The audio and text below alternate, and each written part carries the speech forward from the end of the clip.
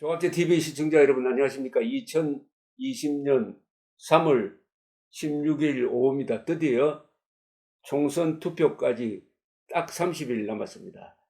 지금 불철주야 뛰고 계시는 분이 계십니다. 기독자유통일당의 선거대책위원장 김경재 선생을 모셨습니다. 이 바쁘신데 나와주셔서 대단히 감사합니다. 안녕하십니까. 우선 선거대책위원장에 취임하시고 처음 만나는 거거든요. 예, 그렇습니다. 지금 어떻게 그 당이 돌아가는지 설명 좀 해주십시오. 우선은 원래 있었던 기독자유당하고 예. 우리 자유통일당 예. 세력에 이제 물리적 및 화학적 결합을 해야 되는데 예. 이거 선거대책위원회를 만들어야 되는데 예. 지금 구성 중입니다. 예. 그리고 아무래도 우리에게는 뭐 상임 고문격인 정광훈 목사가 현실적으로 안 계시니까 이 커뮤니케이션이 아주 지장이 있고 예. 우리들 면회가 안 됩니다. 그래서 이제 변호사 자격을 가진 사람들만 통해서 이제 메시지를 받으니까 좀 충분치 못해서 약간 서구지소에 계십니다. 예. 예. 저 박근혜 대통령 같은 데 계시죠. 혹시 엇갈렸는지 모르겠습니다. 예. 예. 그래서 현재는 선거대책위원회 구성하는 거 그리고 비례대표 당면한 문제 예. 그런 문제를 협의하고 있는데 최종적인 것은 아무래도 정광훈 목사의 어드바이스가 좀 필요하죠. 예. 공동선거대책위원장이 김성규 전 국정원장입니다. 예, 그렇습니다. 두 분 다 호남부 분이네요. 이웃 도시인데 제 친구 의원의 동생 돼서 가깝습니다. 예. 그런데 그 양반은 워낙 아주 고매한 그 크리스찬이어서 예. 주로 교회를 이렇게 다니면서 큰 교회 다니면서 그것도 스테이터스가 있으니까 지난주는 순복음교회 갔다 그러더군요. 여기도. 그래서 많이 이게 주로 교회에 접촉을 주로 하고 저는 일반 그 정치에 하는 거 익숙하니까 그런 일을 주로 하고 말은 안 했지만 그냥 부지부식간에 업무가 약간 분담돼 있습니다.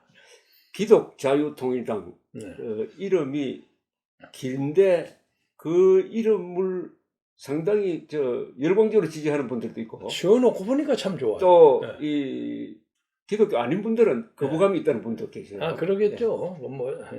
근데 기독자유통일당으로 하면서 약칭을 자유통일당으로 하겠습니까? 그렇습니다. 자, 그러면은 기독자유통일당은 과거에 기독자유당 과 이제 자유통일당 고수 세력이 합쳐졌습니다. 그렇습니다. 그리고 오너십을 가진 분은 오너십이란 말이 맞는지 모르겠는데 정광훈 목사고요. 그렇습니다. 그리고 2016년 총선 때 한 몇만 표 차이로 아슬아슬하게 3%가 못 됐습니다. 3%가 못 돼가지고 12,000표인가. 그러니까요. 의석수를 확보하지 못했는데 이번 총선은 어떻게 보십니까? 우리는 적어도 300만 표는 예상합니다. 지금 이제 우리 캠프 안에서도 가끔 정광훈 목사에 대해서 좀 배타적인 생각을 가진 사람들이 있다는 얘기 우려가 나오는데 제가 그 양반들에게 힘주어 강조하는 것은 대충 한국의 신교도가 한 1,600만 된다고 그래요.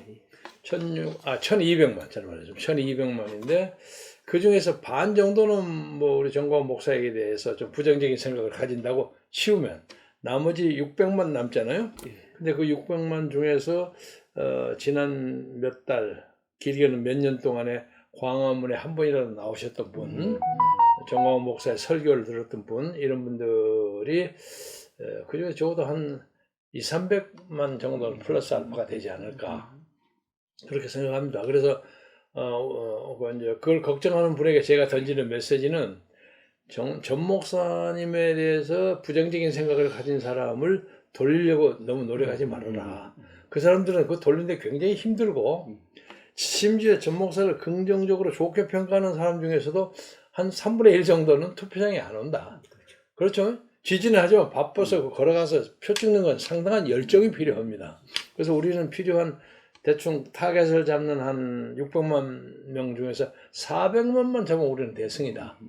그렇게 얘기하고 있습니다. 지금 300만 표 득표를 하면은 아마 득표율이 10% 될 겁니다. 그렇습니다. 10%. 그러면 의석수가 몇 개씩 나오죠? 한 12석 정도. 그럼 대성공인데요? 그러면요. 대성공이죠. 그리고 만약에 이제 400만 표 정도가 된다면 깜짝 놀랄 만한 것이 돼가지고 뭐 다른데 좀 무소속이나 이런 사람들 붙여가지고 보궐선거 오고 하면 교섭단체 구성한다는 얘기도 나올 수 있습니다. 자, 그런데 그렇게 되려면은 그야말로 광화문에 모였던 분들이 기독교와 말씀 애국 세력의 그러니까 태극기와 십자가가 만났다. 예, 우리가 예, 이제 예. 이런 이야기를 했는데 그게 성사가 돼야 되는데 어떻습니까? 개신교가 그렇게 적극적으로 밀어줄까요? 전 목사님이 구속되기 전에 예. 요즘은 오랜 관계를 가지고 있었던 뭐 순복음교회 이런 분들은 대체적으로 우호적인 반응을 보이는 사람들이 많이 늘어나 있습니다. 그리고 특히 우리가 관심을 가지는 전라남북도 광주의 대형 교회는 정광훈 목사가 그동안 꾸준히 부흥회를 많이 해서 인간관계가 대단히 긴밀합니다. 예. 그래서 생각보다는 많은 교회가 호응하리라고 생각하고요.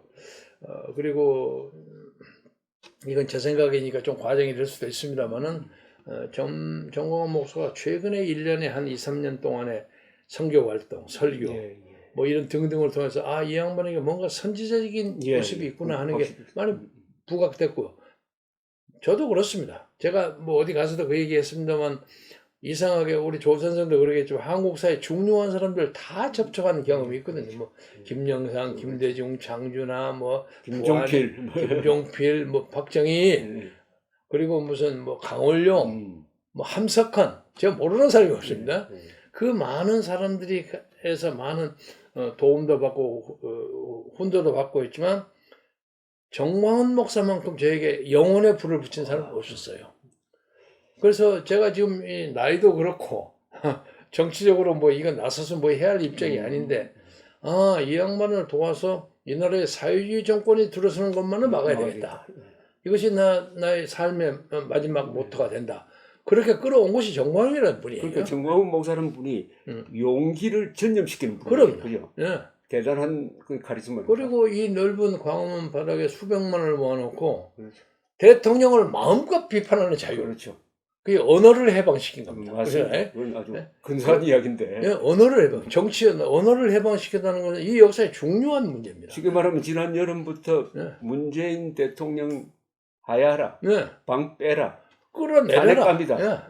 뭐 그보다 더 심한 이야기를 그럼요. 했지만은 여기서는 그 생략하기로 하고 그래가지고 우리나라 역사상 최대의 애국 인파를 동원한 실적이 있습니다. 그죠? 전무했을 뿐만 아니라 후무할 겁니다. 전무 후무할지도 모르겠는데 뭐 후무는 아직 자신 없고 봐야 하지만 요즘은 대중정치 시대가 없어지니까 플러스 또 이 개신교라는 우리나라에서 굉장히 잘 조직된 세력이 있고 해가지고 잠재력으로 보면은 굉장할 것 같기도 한데 또 정치라는 현실이 있지 않습니까? 또 지금은 옥중에 있단 말이죠. 그래서 아주 이 관심사예요. 그래서 더구나 이 광화문에 한번 나왔던 분들은 여기에 어떤 향수를 느끼거든.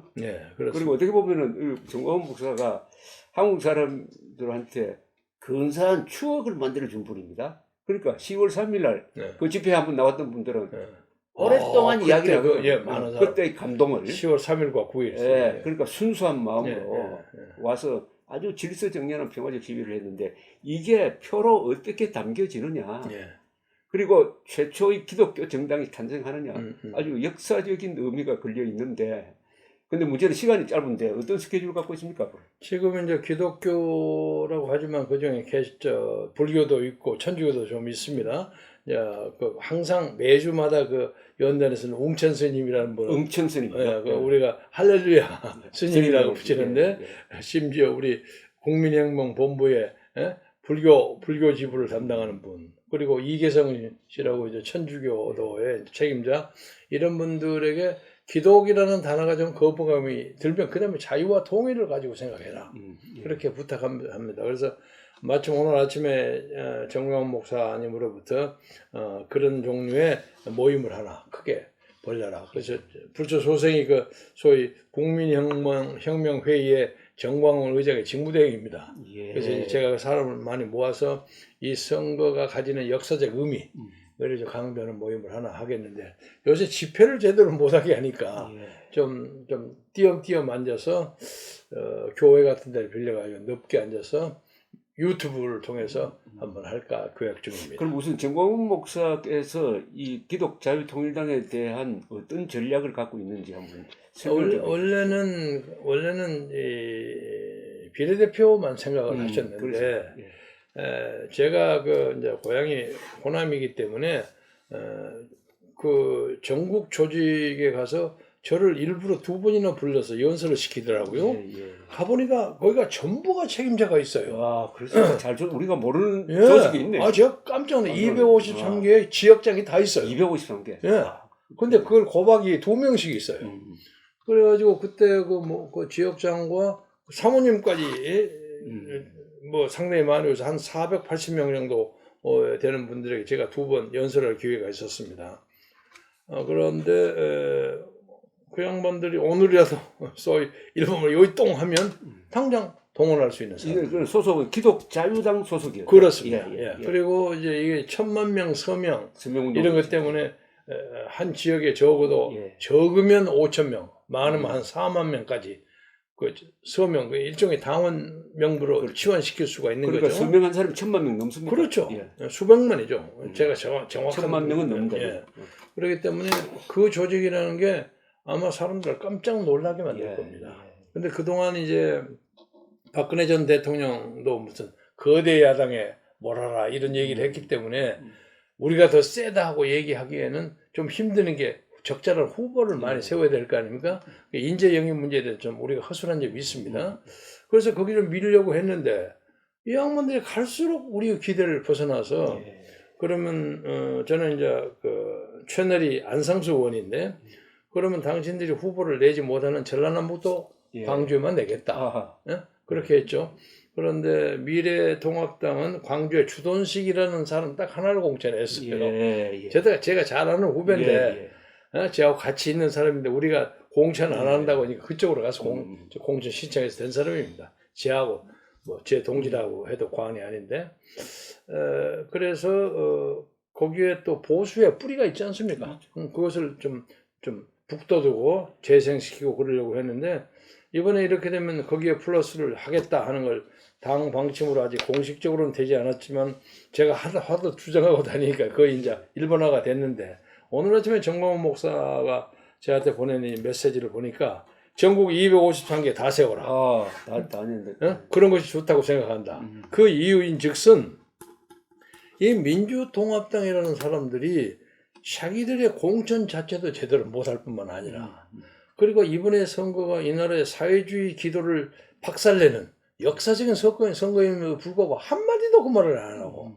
또 그 정체가 애매한 서명에 22명이 거기다 사인을 하고 물론 그게 정확하게 뭐 그것 가지고 사회주의화로 간다고 직접적으로 얘기할 수는 없지만 의심스럽다. 그러면 적어도 그 당사자들이 책임 있는 사람이 이것은 사회주의화하러 가는 것이 아니다는 얘기를 확실히 해준다거나 아니면 황교안 대표가 아니라고 얘기하거나 나는 반대한다고 얘기하거나 이런 걸 애매하게 한단 말이야. 그래서 이거 믿을 수가 없다. 그래서 우리가 전국에 다 내고 거기에 나오는 소위 야권의 표의 분열 이 책임은 미래통합당이 져야 한다. 이런 논리를 가지고 계세요. 그래서 우리가 이제 그쪽의 뜻을 잘 받들어서 우리 관계자하고 협의를 해가지고 뭐 가까운 장래에 뭐 하루 이틀 사이에 정해야 합니다. 그걸 하고 우리는 준비가 충분히 되어 있습니다. 설사 돈이나 자금이나 이런 것이 부족하다고 할지라도 사람만큼은 열정에 신념과 신앙에 뭉친 사람들이 있습니다. 이것을 미래통합당이 절대로 과소평가 안 했으면 좋겠습니다. 지금 정광훈 목사와 김경재 위원장 그리고 이 기독자유통일당이 그 개헌 발의 문제에 대해서 상당히 민감하게 반응합니다. 그러니까 이 뭐냐면 개헌 발의는 지금은 국회 과반수로서 발의할 수가 있고 그렇습니다. 하나는 대통령이 제안한 두 가지 딱 길이 있는데 제3의 길을 열어가지고 일반 국민이 100만 명이 개헌 발의를 하면은 국회에서 다루도록 했단 말입니다. 제3의 길을 여는 건데 이렇게 되면은 수시로 헌법 개정 이야기가 아주 거론될 수 있는데 이번에 보니까 그 요구를 주도한 단체가 참여연대 민노총 이러죠. 그렇습니다. 그런데다가 여기에 김무성 의원이 들어가고 또 여상규 법사위원장이 예. 들어가고 있어요. 저도 깜짝 놀랐습니다. 그 여성부장 저도 22명이 들어갔는데 예, 예. 그렇다면 이거 당론을 거치지 않고 어떻게 22명이 그죠? 22명이 좌파 단체가 주도한 이런 제3의 개헌안 루트 개척에 참여를 했는지 그러니까 황교안 저도 깜짝 대표가 놀랐습니다. 장악력에 문제가 있다는 걸 단적으로 문제있죠. 보여준 거예요. 예. 분명하게 따져야죠. 예. 예? 당신들이 그걸 하려면 공천을 받나고 나가서 하든지 예. 아니면 이것을 당론에 붙여가고 이거 하지 말라고 그러든지. 그런데 지금 이 양반이 바쁘니까 이걸 못하고 근데 이게 있어요. 저 언론도 이걸 그냥 한 줄 정도로 취급했어요. 저는 이게 이번 선거에 크게 중요하게 다뤄야 된다고 생각하는데 핵심 문제입니다. 핵심 문제. 예, 예. 핵심 문제. 그건 뭐 총선 이후에 전국의 장래를 위해서도 자 그런데 네. 저는 하나 궁금한 게 예. 235명을 공천을 하면은 네. 여기서 득표를 한 것이 비례대표 득표에 합산되는 게 아니잖아요, 그죠? 따로 하지만 또 따로, 거기에 따르는 또 어떤 효과가 있습니까? 그런데 여기에 그런데 이 당선 가능성이 있는 분은 많지는 않을 거라고 보는데 많지는 않지만 적어도 기독자유당, 기독자유통일당이 전국 정당이 되는 거죠. 사실상 다 후보를 내고 미래통합당이 전국에 못 내잖아요. 그렇죠. 그리고 어떻게 제1당을 지향하는 정당이 단 1000표를 얻더라도 후보를 꼽지 못하는 또 사람. 그러면서 네. 비례대표는 기독자유통일당을 찍어주세요 하는 그런 그럼요. 운동도 할 수 있겠네요. 그럼요. 네. 네, 그럼요. 그러니까 이중 효과가 있다. 이거. 그렇죠. 이중 효과가 있죠. 그래서 이제 우리 사실은 그것도 주요한 목표 중에 하나입니다. 예? 그래서 우리가 생각보다 훨씬 더 많은 표를 얻을 수 있고 이제 감히 얘기하자면 뭐 처음으로 얘기합니다만은 정의당을 앞서는 제3당을 노립니다. 충분히 가능하다고 봅니다. 그리고 지금 호남에서 만들어진 뭐 민생을 중심으로 하는 당이 있죠. 민생당. 그 요새 뭐 퍼센트가 0.1인가 뭐 1인가 나왔더라고요. 그러니까 이 사람들은 제치할 수 있어요. 그리고 호남이 전라남북도 광주에서 한 4,500만 되는데 그 중에서 한 3분의 2 정도는 더불어민주당이 가져갈 거고 나머지 한 200만 중에서도 그 사람 다 찍는다는 보장이 없거든요. 그러니까 득표수에 대해서는 거기를 쉽게 압도할 수 우리가 있다고 봅니다. 문제는 이제 정의당이에요. 정의당인데 정의당에 대한 득표 작전, 그걸 반격하는 작전을 우리가 특별히 세우고 있습니다. 지금 우리 김 위원장 하신 말씀은 아주 특이한 게 이 예. 조직을 가지고 이야기를 합니다. 예. 그러니까 구체적으로 호남의 기독교 비율이 제일 많다 전국에서 35% 제일 예. 많고 그 다음에 1000만 명 서명운동을 한 조직이 있다. 예. 그 다음에 200 몇 개 되는 253 253개가 예. 되는 각 지역구의 조직이 있다. 다 돼 있고. 예. 그리고 개신교가 있다. 예. 그러니까 조직을 기반으로 한 기독자유통일당이다. 그렇습니다. 그러니까 그런데- 서독의 기민당을 이제 그런데 잡고 이제 여기 있습니다. 장벽이 그러면 기성 언론이 취급을 잘 안 해주는 거예요, 그죠? 그래도 우리가 믿는 이 유튜버가 있잖아요. 이 장벽을 예. 조직의 힘으로 예. 뛰어넘느냐 이게 참 아니 그리고 유튜브라는 게 굉장히 효과적인 그렇죠. 커뮤니케이션이거든요. 네. 전국에서 다 볼 수가 있으니까 만약에 이게 없으면 감히 언감생심입니다. 못합니다. 유튜브라는 새로운 예. 매체를 가지고 있죠. 새로운 시대의 매체가 있기 때문에 그리고 이것은 반복 효과가 있잖아요. 누가 보고 또 다른 사람이 보고 전달하고 하니까 기적적인 현상이 벌어질 수 있다고. 사실은 이 유튜브를 대중운동에 가장 잘 이용한 사람이 정광훈 목사. 그럽니다. 예. 잘 아시죠? 예. 그 때문에 정몽은 속된 말로 그것 때문에 대중 스타가 된 거예요. 그럽니다. 그러니까 새로운 매체가 만들어지면 항상 새로운 매체를 이용한 권력이 만들어지는데 라디오가 히틀러를 만들고 프랭클린 루즈벨트를 만들었듯이 그 거구 아닙니까? 1m 80이 넘는 데다가 머리가 허해가지고 목소리가 기가 막히거든요. 그렇게 해도 쉬지 않는 목소리를 가지고 있고 막 노래 부르고 어쩌고 완전히 대중 스타예요. 거의 요새 그 유명한 방탄소년단 뺨칠 정도예요. 그래서 개인의 정광훈 목사가 가지는 개인적인 탤런트 이것이 지금 유튜브를 통해서 이렇게 융합작전이 작용이 벌어지면 정치의 새로운 그 현상 정광훈 목사가 광화문 집회를 주도하면 사람이 즐겁게 느끼는 게 이분이 엔터테인먼트를 이해하는 사람이에요. 그럼요. 아주 음악, 연예인. 음악. 노래를 얼마나 잘합니까? 본인도 노래 잘 부르고 예. 내가 그래 미스터 트롯이라고 붙였는데 본인도 노래를 잘 부르고 부인이 또 반주 쳐주고 음악을 적소에 넣어가지고 예. 어떤 때는 꼭 무슨 뭐 연예인 쇼 같죠. 뮤지컬 하는 것 예, 같기도 예, 하고 그렇습니다. 아주 흥미로운 예. 분입니다. 그래서 독특한 문화를 한국 역사에 지금 개척하고 있습니다. 예, 저 종교, 부흥회 이런 걸 떠나서 한국의 참 새로운 역사를 만들어내는 사람이 컬처를. 그래서 지난 6개월 동안 우리 국민들이 마음속에 한 구석에 딱 차지했던 광화문 집회, 예. 그렇죠? 광화문 집회의 정통성이 지금 우리 자유통일당에 있다 이거. 그렇습니다. 그래서 우리가 그걸 이제 국민혁명회의라고 붙입니다. 예, 국민혁명 예, 공약도 만들었네요. 예, 그리고 이제 저 정광훈 목사가 그 이제 의장이신데 지금 이번에 저한테 이제 지시한 것이 의장으로 지시한 것이 전국에 그런 걸 만들어내라. 그리고 이번에 선거를 그 미래통합당, 내각제 개헌, 그리고 사회주의를 의도하는 실제는 공산주의를 하는 개헌 세력과 개헌을 반대하는 기독자 세력과의 이념의 싸움으로 대비시켜라. 그러면 완전히 이제 미래통합당을 보는 태도가 달라졌는데요. 달라지죠. 그전에는 미래통합당과 단일화를 하겠다고 했는데 예. 지금 최근에 공천 과정에서 보니까 안 되겠어요. 자유민주 세력으로 볼 수 없다. 예. 그러면 우리는 자유통일 세력 입장에서 하는 대결을 하겠다. 예, 그러니까 야권 뭐 표가 분리되고 어쩌고 하는 책임은 당신들한테 있잖아. 그러면 뭐 그래도 그럼 자유통첩 하려면 요구가 있어야 될 것 아닙니까? 요거가 뭐 저 개인 얘기를 해서 그렇습니다만 뭐 제가 요새 옛날 삼국지에 나오는 얘기처럼 어떤 그 대표의 그 밀사를 삼고철회를 받았습니다. 아, 그래요? 예. 삼고철회를 받았는데 제가 그 협력하는 대화를 하기 위해서 조건을 하나 붙였어요. 예. 우선 전 목사 석방하라는 발언을 황교안이가 좀 해주라. 근데 끝까지 오늘 현재까지 안 했습니다. 예? 그거 제1야당 대표로서 할 수 있는 얘기 아닙니까? 해야지. 할 수 있는 게 아니라 해야지. 예, 그리고 의리상. 의리도 그렇고, 뻔한 얘기. 그 양반이 이제 법률가니까 더 잘 아시겠지만, 선거법 위반이라는 것은 현행범, 예를 들면 돈을 주는 걸 잡았다거나, 그렇죠. 뭐 누굴 폭력을 한 것을 잡았다거나 하는 걸 제외하고 대부분이 선거법 위반은 선거 지난 후에 하는 겁니다. 그렇죠? 그런데 아니 선거법에서 어디 말 한마디 한 걸 가지고 엉뚱한 사람들이 나 그 사람들 인간적으로 비하는 안 시키겠습니다. 말도 안 되는 사람들이 고소를 하게 해가지고 누가 고소를 배후에서 지원했다는 게 눈에 뻔히 보이는 사람들 이 사람들 고소 몇 개를 핑계 대봐가지고 광화문의 스타를 광화문의 스타 전 국민이 보고 있는 사람을 그거 잡아가가지고 그런 시시한 건으로서 구속을 해요.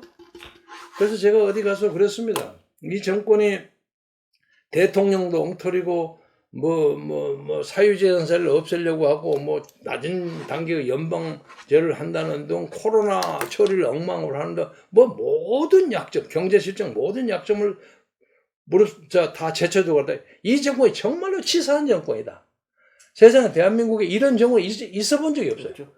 정말 웃기는 사람들이야. 이런 걸 가지고 사람을 구속하다니 말이야. 이번에 선거법 위반으로 구속 사유가 뭐냐 하면은 주로 대중 집회에 나와가지고 그렇습니다. 자기의 정견을 이야기한 거 아닙니까? 그죠? 그럼요. 구속 사유가 이게 대중 집회 엄청난 대중 집회를 하는데 그때는 황교안 중심으로 뭉치자. 그 얘기를 이게 선거법 위반이라는데요. 근데 황교안 당사자는 아무 말도 안 하고 있어요. 그런데 그 다음에는 또 생각이 바뀌어가지고 자유통일당 아니다 기독자유당 중심으로 뭉치자. 이것도 선거법 위반. 그리고 이제 거기다 하나 양념을 끼워놓은 거 있어요. 몇 년 전에 10수년 전에 한기총 그 회장으로 갔을 때 공급 유용을 했다 하는 걸 하나 붙였는데 당시에 가니까 빚이 많아갖고 유용할 공급이 단 1원도 없었다는 거예요. 그걸 하나 붙여놓고 왔어. 그래서 이 변호했던 분들이 화가 나가지고 구속영장 발부한 사람을 형사처벌해야 된다는 아주 초강경 성명서도 발표했는데 왜냐하면은 구속영장을 발부한 이유가 도주의 우리가 있다. 우리나라에서 가장 투명하게 움직이는 분이고 항상 기자 아니면 형사가 따라다니는 사람인데 야 이러니까 코미디입니다. 이건 코미디이고 더구나 이 타이밍에 절대로 필요한 사람을 바로 요 타이밍에 자기들이 세세토록 비판받을 예. 겁니다. 예? 이 치사함. 저는 이게 일종의 종교 탄압인데 종교 산업이죠. 왜 개신교에서 들고 일어나지 않는지 하는 생각이 그러니까 듭니다. 이게 문제입니다. 그러니까 뭐 저 카톨릭 뭐 참여 안 한다고 비판하고 어쩌고 하지만은 개신교에 있는 사람들이 그 수만의 성도를 가지고 있는 사람들이 자기 교회 운영하는데 지장이 있을까봐 눈치 보고 앉아서 교회를 가서 보면 옛날 저 구약 시대 헤로드 왕 얘기나 하고 앉아 있고 현실 강화하고 전혀 관계없는 얘기만 하고 앉아 있어요. 그리고 오늘 참 중요한 이야기를 하셨는데 지역구에 다 내고 비례대표 다 내고 예. 완전히 거대 야당 역할을 하겠다는 건데. 네, 그건 이제 그건 공식적으로 된 것은 아닙니다. 제가 오늘 막 받아온 메시지를 여기서 공개한 거니까요. 그래서 오늘 아침에 그쪽에 미래 통합당 저하고 다른 교섭 창구를 통해서 당신들이 우리하고 진정한 의미의 대화를 하려고 한다면 우선 첫째 조건 황교안 대표가 뭐 총괄 선대본부장 그런 거 맞는 기념으로 정광훈을 석방하라 하는 얘기를 먼저 내라. 그러면 우리가 대화에 응하겠다. 내가 그랬습니다. 네. 그 정도는 받아들이지 않을까요? 당연히 받아야죠. 당연히 받아야죠. 예. 그리고 그걸 안 하고도 무슨 뭐 같이 뭐 후보 단일을 하자 어쩌는 건 말장난이죠. 예, 근데 좌파가 만약 예, 근데 문익환 목사 같은 사람이 구속됐을 때 그때 야당이 어떻게 행동했는지 보면 알 거라는 거죠. 예. 벌떼같이 일어나가지고. 아니 난리 났죠. 그런데 바로 그 위치에 있는 정광훈 목사가 구속됐는데 그동안에 그렇게 우호적이던 황교안 대표와 이 미래통합당이 성명서 하나 내지 않고 대변인 코멘트가 아직 없다는 것은 아직 없었습니다. 이거는 정치 도의가 아니라 인간의 문제. 있을 수 없는 겁니다. 이런 인간들이 어떻게 나라를 끌어가느냐. 있을 수 없는 거예요. 그리고 이분이 뭐 잘못해서 구속됐으면 몰라도 억울하게 구속됐는데 말도 아닌 걸로 구속됐죠. 예. 무슨 돈을 잔뜩 먹은 스캔들이 터졌다거나 무슨 뭐 바다 이야기 같은 게 터졌다거나 무슨 적국과 내통에서 무슨 무슨 음모를 꾸몄다거나 그런 것도 아닌 것을 연설하는 거 몇 마디 가지고. 자, 그런데 이번에 예상치 않는 사태가 정광훈 목사 구속뿐만 아니라 이 코로나 사태입니다. 이 코로나 사태가 처음 났을 때 사람들이 이걸로 해서 여당이 총선에서 망했다고 생각했는데 이가 시간이 지나니까 어떤 결과가 일어나느냐 하면은 코로나 사태로 해가지고 대중 집회가 안 됩니다. 그리고 바깥에서 유세나 이런 게 굉장히 제한되죠. 그 다음에 코로나 사태가 일어나니까 각종 대책은 정부가 주도합니다.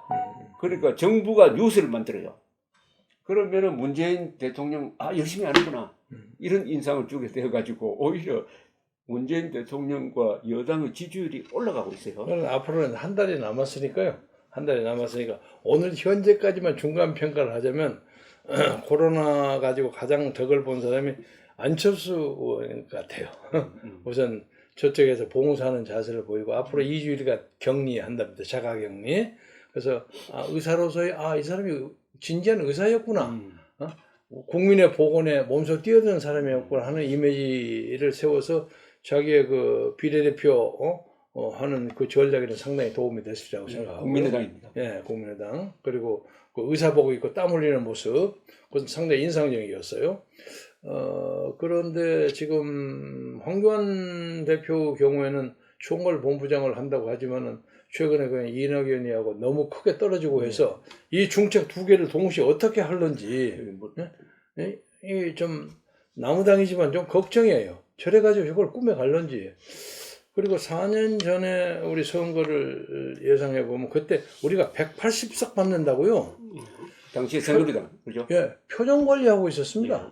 근데 딱 무슨 이상한 사건 하나로 급전직하러 바꿔졌어요. 그러니까 지금 그런 전례를 가지고 보자면 지금 미래통합당 형편없이 가는 거예요 지금. 그리고 지금 그런 큰 변수가 있을까요? 아니 지금 외국에 있는 언론들이 여당의 압도적인 승리를 예상하고 있어요. 그렇죠. 예. 근데 그것을 변수를 하기 위해서는 황교안 대표가 예를 들면 방금 개헌 문제에 서명한 22명에 대해서 어떤 적절한 조치를 취하느냐. 그리고 지금 공천에 좀 문제되는 강남 병군이 이런 데 좀 문제 있잖아요. 그걸 얼마나 과감하게 하느냐. 그런 것이 이제 문제가 될 수 있다고 봅니다. 그리고 지금 유세를 잘 못하기 때문에 특별하게 잘 나타나지는 않습니다만 앞으로 2주 후 정도 되면 유세를 할 수 있게 될 겁니다. 오늘도 벌써 연이어 100명 이하로 떨어지고, 그리고 치유율은 우리나라의 그 현대화된 의료진에 의해서 많이 좋아서 세계의 주목을 받잖아요. 이건 문재인이가 칭찬받아야 할 일이 아닙니다. 이 나라의 의사들의 칭찬을 받고, 특히 대구시장의 활동이 아주 돋보여요. 돋보이고 잘하더라고요. 그래서 이제 이건 권영진이 선거는 아니지만 이 사람 이번에 참 활력이 좋구나 이런 느낌이 들고, 그 과정에서 예를 들면 우리 기독교도 기독교 봉사대 같은 것을 좀 만들어서 현장에 파견하는 아이디어도 생각하고 있습니다. 그렇습니까? 말만 기도하는 것도 중요하지만 기독교 십자가 봉사하는데 따라다녀서 현장에서 좀 왔다 갔다 하는 그런 것을 해볼까 하고, 그리고 원래는 이제 우리 후보 단일화 문제에서는 대구 경북을 우리가 빼고 있었거든요. 빼고 있었는데 요새 예를 들면 수성 을에 김부겸 의원이 있는데 지금 주호영이 조금 앞서 있습니다. 그렇지만 만약 우리 후보가 들어가면 제가 복잡하게 된단 말이에요. 그래서 이런 문제에 대해서 미래통합당이 적절한 조치를 강구해서 우리에게 필요한 것은 양보하고 그런 협정이 일어나면 전 목사님도 그런 전제가 형성된다면 대규모의 야권의 어떤 그 연합전선 이런 것은 절대 반대하지 않습니다. 그리고 이번에 이것도 뭐 지나가는 말은 아니라 이렇게 하고 있으니까 김문수 전 지사도 쓸데없는 소리 하지 다시 돌아오라 하는 얘기를 계속 합니다. 거기에서 그 김문수가 하고 있는 지금 그 시도가 현재까지는 성공한다고 보지 못하거든요. 그럼 자유공화당과는 그냥 선의의 경쟁 관계로 가는 거죠? 현재는 그렇게 굳혀든지 그 사람들이 코스를 가니까. 근데 아직도 시간은 한 30일 남았으니까, 딱 30일 남았으니까 앞으로 만약 극적인 것을 무슨 할 수도 있다고 생각합니다. 그런데 연대는 될지 모르지만 합당은 불가능하지 않습니까? 합당은 불가능할 것 같아요. 합당은 또 그쪽에 또 기득권 세력이 있기 때문에. 또 그쪽도 탄핵 반대 박근혜 석방을 가지고 굉장히 열심히 싸웠고. 그럼요. 그러니까 또 그 사람들의 목도 있어야 되는 거 아닙니까? 저는 그렇게 생각합니다. 그리고 그 문제에 대해서 박근혜 대통령에 대해 저도 좀 서운한 점이 있는데, 그동안 이제 박근혜 대통령 이름을 가지고 이런저런 정치적 활동을 한 사람들이 덜 있지 않았습니까? 근데 뭐 그것 때문에 약간의 정치적 이익을 보고 뭐 그랬다 손 치더라도 지난 3년 동안 적어도 서울역에서 그렇게 외쳤던 그 공은 무시 못합니다. 그런데다가 와서 그거 이용하지 말라 하는 말로 거기다 그냥 싸그리 없는 것처럼 해버리고 심부름하는 유아무개를 갖다가 저기다가 집어넣은 결과가 됐는데, 우리 정광훈 목사의 케이스가 딱 두 개입니다. 전 목사는 자기 사랑하던 노태정, 노태정이가 또 거기서 스카우트가 되지 않았어요? 근데 그 문제에 대해서 굉장히 화나고 한 것을 저에게 얘기하다가 몇 차례로 여기 지금 왔는데 제가 못했습니다. 뭐 공산당에 들어간 것도 아닌데. 아니 절대로 받아들일 수 없다 그렇게 발표를 해라고 왔는데 제가 그래서 슬금을 뭉갰습니다. 뭉갰는데 문제는 노태정을 거기서 스카우트한 미래 한국당인가요? 그 사람들의 정치적 작품을 제가 문제 삼고 싶어요. 그렇게 사람이 떠있으면 이것은 정광훈의 사람인데 키드인데 그걸 뽑아가 그리 가져가게 하면 됩니까? 그쪽에서 뭐 포섭하려고 데려간 걸까요? 그렇죠. 당연히 그렇죠. 사실관계를 확인해야 되는 거예요. 아니요. 그렇습니다. 절대로 여기 정광훈 목사가 보낸 거 없습니다. 그리고 본인의 자발적인 의사일 수도 있죠. 그럴 수도 있지만 아무튼 그것이 그 사람이 탈당을 한 이유는 김문수 지사에 대한 반발 때문에 시작된 거거든요. 그러면 지가 여기 와서 목사님 근처에 좀 있어야죠. 근데 누가 어디든 어쩌든 그리 가버린 건 좀 지나쳤어요. 그런데 이런 부분은 우리 시청자들이 별로 듣기 싫어하는 건데. 그래요? 그렇지만 그 얘기를 제가 해놨어야 합니다. 해놨어야 하는데 유영아 변호사의 경우에는 박근혜 대통령이 묵시적으로 용인을 했는지 알 수 없죠. 안 했는지 그것이 애매합니다. 그래서 만약에 박 대통령이 묵인을 했다면 그것은 비판의 여지가 있습니다. 예. 그렇죠? 근데 그건 아직 속단하게 이르죠. 그런데 지금 현재 전체적인 선거 판도는 어떠냐 하면은 예. 수도권 120 몇 석이 121석. 결정인데 이 오늘 중앙일보 여론조사 8군데를 했더라고요. 예, 예. 그 중에서 동작의 나경원 의원이 비슷비슷해요. 조금 올라갔죠. 예. 오차범위 안에서 앞서는 거 말고는 7석이 다 민주당이 이기고 있어요. 그래요. 예. 아니 민주당 이기지 않죠. 여기 그렇죠. 민주당 그러니까 민주당이 저는 그게 여론을 정확히 반영하는 거라고 봐요. 뭐냐면은 이런 게 있습니다. 지금 정당 지지도가 서울에서 어떠냐면 있어요. 서울에서 민주당 지지가 45%, 예. 통합당이 16%예요. 예. 3대 1입니다. 그리고 인천 경기에서는 민주당 지지가 39%, 통합당이 그 반인 21%예요. 그러면은 이 수도권에서 휩쓴다고 봐야 되는데 민주당이 휩쓴다고 봐야 된다. 그러니까 비상한 각오를 해야 됩니다. 그러면 이번 선거는 사실은 개헌 저지선 확보만 해도 선방했다는 구도로서 출발을 한 거예요. 지금 물론 앞으로 한 달 사이에 많이 변화가 있죠. 기억나시죠? 2004년 탄핵 와중에서의 4월 총선 그때 시작했을 때는 완전히 열린 우리당이 한 4분의 3 의석을 차지할 정도로 했는데 그 뒤에 이제 박근혜 대표가 잔다크처럼 등장해가지고 그때 한나라당을 살려가지고 거의 비슷하게 가져갔거든요. 이 정도의 변화가 과연 앞으로 있을 거냐 한 달 사이에 좀 코로나 사태라는 이 비상계엄령이 의료 비상계엄령이 펴진 상황인데 좀 비관적입니다. 좀 어렵죠. 좀 비관적인데 특히 문제는 저쪽에 헤드쿼터 이제 지휘부를 가지고 있는 양반이 그렇게 다채로운 정치적 퍼포먼스에 능하지 못해요. 아직 스타가 아니라는 거예요. 박근혜는 스타거든요. 스타죠. 스타인데 황교안은 스타가 아니지. 말 한마디로 해도 딱 그런 것이 있는데 그런 점이 있고 그리고 지금 복합적으로 전반적으로 거기에 공천을 처음에는 그래도 눈치를 보면서 잘 했는데 그다음 오다 보니까 사천 시비가 많이 걸리고 결과적으로 친박을 다 자른 셈이에요. 결과적으로. 그렇게 그러니까 안철수 세력, 유승민 세력은 약진하고. 그건 좀 붙여줘 그냥 색깔 맞추기 위해 해주고 그 안에는 친박의 학살이라고 봅니다. 근데 친박이 남아서 이제 무소속 연대를 한다는 설도 있고 뭐 우리 당으로 온다는 설도 있고 그러는데 어떻든 간에 저 양반들이 그렇게 미래 통합당이 크게 성공을 할 만한 그 계기는 잡기 어렵지 않은가. 그래서 지난번에 제가 여기 와서 그 말씀 한번 드렸습니다만 비례대표 신청하는 수를 보면 국민의 기대는 많이 있죠.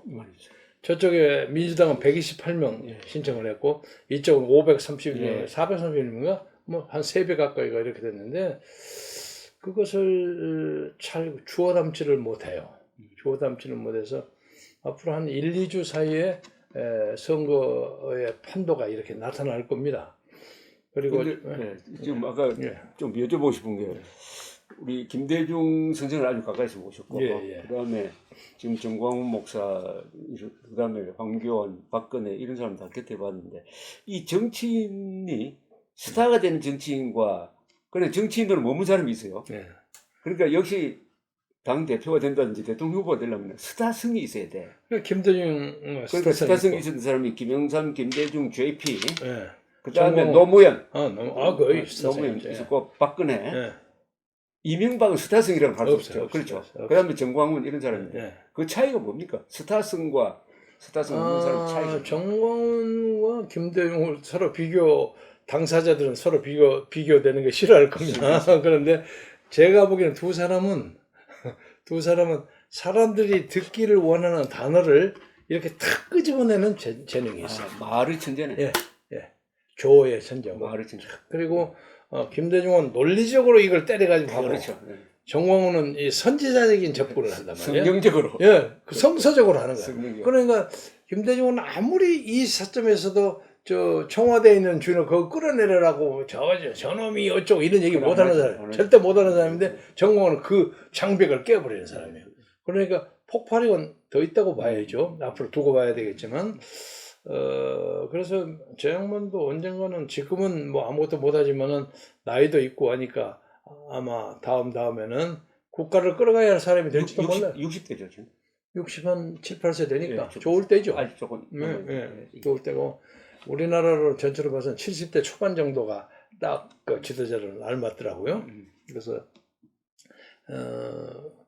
그 대단한 그 조직력도 기가 막힙니다. 그리고 이건 개인적인 비밀에 속하지만은 아는 사람도 있겠지만 저한테 그러더라고요. 제가요 이 조직 이거 하기 위해서 1년에 한 달에 몇 억씩 듭니다. 그러더라고요. 그렇죠. 자금 동원력 있다는 얘기인데. 그러니까 뭐 3억인가 6억인가 뭐 이렇게 얘기를 했는데 그것을 주지 않으면 조직은 안 움직이거든요. 돈이 말한단 말이에요. 머니 톡스. 돈이 없으면 움직이지 못합니다. 또 돈을 깨끗하게 관리한다는 그럼요. 소문이 나 있더군요. 그럼요. 아니 왜냐면 잘못하면 돈에 걸리면 그렇죠. 꼼짝 못하거든. 세상에 돈에 걸리는 것처럼 지저분한 게 없거든. 그럼 김영삼 대통령이 그렇지. 정거장이라고 그러거든. 김영삼 대통령 절대 입마이 포켓 안 하고 돈이 들어오면 그만 써버리고 하는 사람인데. 근데 이제 그래 입마이 포켓 안 하고 가지고 있는 사람들도 걸리지 않은 사람도 또 그 재주예요. 누구라고 뭐 얘기는 안 하겠습니다만 요새는 좀 사후에는 좀 문제가 되지만 당대에는 그 문제가 안 됐단 말이에요. 그래서 지금 저는 이제 좀 불리하기는 합니다만은 코로나 때문에 그리고 감옥사에 있기 때문에 좀 불리하기는 합니다만 감옥사의 옥중 정치라는 새로운 또 신조를 만들 수 있습니다. 계속 서신을 내보내고. 계속 저한테 이거 계속 보는 거 아침부터 지금 찍찍 오는 게 다 그겁니다. 왜냐면 변호사가 여러 명이 가거든요. 이 암흑의 변호사라고 구 암흑의 변호사가 계속 저한테 와요. 그래서 이 옥중 정치가 옥중 정치를 하네. 예, 옥중 정치가 특히 이 유튜브를 통해서 이거 지금 어디 나가냐고 저한테 계속 묻는 거예요. 나는 오늘 여기 나고 내일 이봉규하고 모레 신우왕석하고 뭐 이거 쫙 적어도 하루에 하나씩 이상 해라는 거예요. 그래서 이 양반이 그 사람을 이렇게 디렉트하는 것이 이거 보통은 넘는 사람이에요. 뭐 우리 김 위원장께서 감탄했다면 대단한 사람이. 내가 꼼짝 못하게 따라가니까. 그래서 가끔 이제 사람들이 약을 올립니다. 당신보다 몇 살 아래에 있는 사람들 그렇게 쩔쩔매도 돼? 그래서 이 사람아 성직자는 나이 가지고 따지나? 그렇지. 그렇잖아요. 20대 30대 30몇 살짜리 성직자를 이거 네 나이 나보다 한참 아래잖아요. 그러지 못하는 거는 성직자는 성직자로 예우를 하는 것이다. 내가 그 논리로 때립니다. 하나님의 대리인이니까. 그럼 그래야죠. 근데 이 정광훈 목사가 구속되기 전날에 여기 광화문에서 연합 예배를 보면서 그 설교를 했어요. 그 설교 주제가 아주 흥미로웠어요. 예수는 누구인가? 근데 제가 들어보니까 1시간 좀 했는데 굉장히 신학적인 이야기를 했어요. 정치 이야기를 싹 빼버리고. 그러면서 당신들이 아는 예수, 언제 태어나서 언제 죽고 뭐 예언자로서의 예수 그렇게 믿으면 안 된다는 거예요. 하나님이 인간의 육신을 하고 와가지고 자신의 몸을 십자가에 못 박혀 죽으시면서 용서를 한 그런 사람으로 이해를 해야 된다. 이렇게 딱 이야기를 하는데 상당히 신학적으로도 깊은 분이라는 걸 그러니까 예를 느꼈습니다. 들면 예수가 골고다 십자가에 십자가 메고 가는 거나 상황은 다르지만 종로 경찰서에 끌려가고 쫓아가서 지금 저기 가는 거나 상황은 같은 조건 아닙니까? 그래서 그런 이제 극적인 상황 변화에서 자기는 깊게 사색하고 기도하고 그러겠죠. 그리고 이승만을 가장 깊게 이해하는 사람이 이분이. 그리고 그 이유는 있죠. 자신의 친척이 되는 전성천 목사인가. 공보처 장관. 그분이 이승만 대통령과 제자였으니까 그분을 통해서 이승만 대통령을 정말 잘 이해하는 거예요. 그렇구나. 그런 점에서 정광훈 목사는 이승만 정신, 이승만 광장이라는 이름까지 붙여버렸으니까 이승만 정신을 실제 한국 정치판에서 살려낸 사람입니다. 그런 역사적인 의미가 있는데 어쨌든 지금 저 안에 계시니까. 그러나 지금 말씀하시는 거 보니까 나이도 있고 하니까 아예 이번 이 시련을 계기로 해가지고 한국의 미래를 이끌어갈 진짜 지도자로서 위대한 지도자가 될 될 가능성이 잠재력이 충분히 있다. 있습니다. 예, 충분히 있습니다. 보증을 써주시는. 제가 저 조작 책에 5권짜리 책이 있는데 그 맨 마지막에 제 친구가 하는 얘기인데 마지막에 챕터가 우리에게는 대통령 복이 없는가 하는 제목이에요. 예. 그래서 역대 대통령에 대한 공과를 좀 썼어요. 공도 있지만 과가 이렇게 한 것을 보면서 우리에게 이만한 역량을 가진 에너지를 가진 민족에게 상당히 위대한 지도자가 하나 나올 만한데 우리나라 사람들이 누가 올라오면 막 눌려버리거든. 막 눌려버려서 어떻게 하면 그 대통령이나 이런 지도자들 자질이 있는 사람들이 크게 그 욕을 먹지 않고 이렇게 올라갈 수 있는가. 그럼 미국에는 또 깜짝 올라가는 사람이 있잖아요. 오바마가 그렇죠. 올라가는. 40대에서 나오니까. 우리는 그게 없어요. 그게 없어요. 그게 없고, 프랑스도 막, 그럼 그런 탁 올라죠. 근데 우리나라는, 이건 좀 올라가면 막, 우리는 흔들리려고 바쁘거든. 그래서 엊그제 어떤 사람이 소개하더라고요. 하멜 표류기에, 한국 사람을 평가를 하는데 거짓말을 잘하고. 나도 이거 봤어요. 예. 아직 요새하고 똑같다고. 전혀 거짓말을 부끄럽게 생각하지도 않고. 예? 겁쟁이고. 예? 겁쟁이라고 겁쟁이고. 썼어요. 그 얘기를 들으면서. 전쟁이 나면은 예. 저 자살하는 사람도 많다고 그랬어요. 싸워서 죽은 사람보다.